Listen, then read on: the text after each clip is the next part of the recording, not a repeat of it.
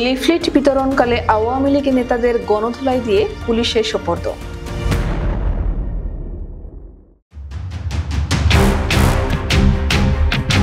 হবিগঞ্জ শহরের উত্তর শ্যামলী এলাকায় লিফলেট বিতরণকালে সাবেক সহকারী পাবলিক প্রসিকিউটর ও আওয়ামী লীগের নেতা অ্যাডভোকেট মোহাম্মদ শামীম আহমেদকে আটক করে গণধোলাই দিয়ে পুলিশের সোপর্দ করেছে ছাত্র জনতা। হবিগঞ্জ সদর উপজেলার উচাইল শান্তিশা গ্রামের এবং বর্তমানে হবিগঞ্জ শহরের উত্তর শ্যামলী এলাকার বাসিন্দা বীর মুক্তিযোদ্ধা আব্দুল খালেকের ছেলে ৬ নং ওয়ার্ড আওয়ামী লীগের সভাপতি মোহাম্মদ শামীম আহমেদ রাতে দলীয় লিফলেট বিতরণ করছিলেন।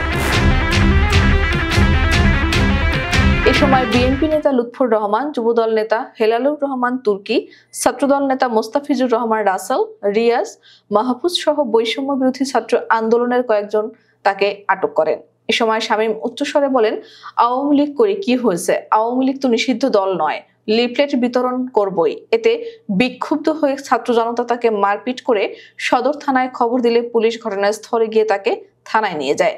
এর আগে আওয়ামী লীগ সরকারের সময় জুডিশিয়াল ম্যাজিস্ট্রেট কোর্টের এপিপি ছিলেন শামীম। হবিগঞ্জ সদর থানার ওসি আলমগীর কবির জানান, অতিরিক্ত পুলিশ সুপার সহ তাকে জিজ্ঞাসাবাদ করা হচ্ছে। তার কাছ থেকে আওয়ামী লীগের কিছু লিফলেট উদ্ধার করা হয়েছে।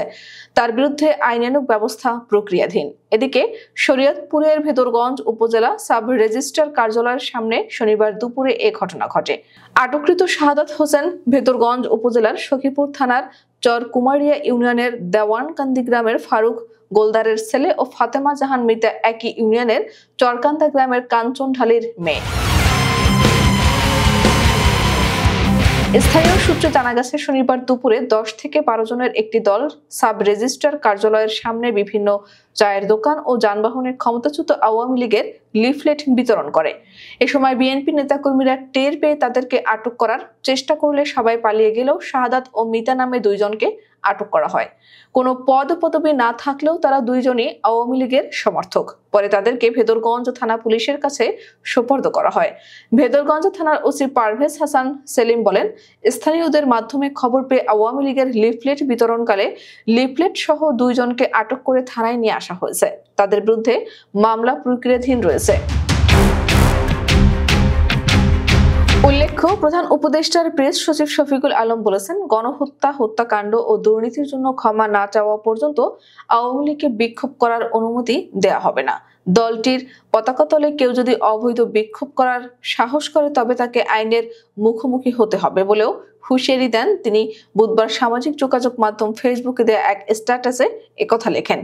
জুলাই আগস্টের ভিডিও ফুটেজে স্পষ্ট দেখা যায় যে আওয়ামী লীগের কর্মীরা শান্তিপূর্ণ বিক্ষোভকারীদের হত্যায় অংশ নিয়েছিল। তাদের পরিচালিত হত্যাকাণ্ডে শহীদ হয়েছেন কয়েকশো তরুণ শিক্ষার্থী, এমনকি নাবালক শিশুরাও।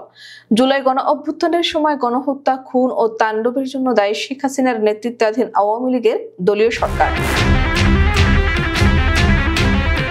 উল্লেখ্য, ছাত্র জনতার অভ্যুত্থানে গত 5 আগস্ট পতন হয়েছে শেখ হাসিনার সরকারের। এরপর তিনি ভারতে পালিয়ে যান। তার দল আওয়ামী লীগের নেতাকর্মীরা এখনো রয়েছেন আত্মগোপনে। গ্রেফতার আতঙ্কে রয়েছেন তারা। গত 5 আগস্ট আওয়ামী লীগ সভাপতি শেখ হাসিনা প্রধানমন্ত্রী থেকে পদত্যাগ করে ভারতে পালিয়ে যাওয়ার পর দলের সব পর্যায়ের নেতাকর্মীরা আত্মগোপনে চলে যান। আত্মগোপন অবস্থায় অনেকেই দেশ ছাড়েন, এখনো অনেকেই চেষ্টায় আছেন।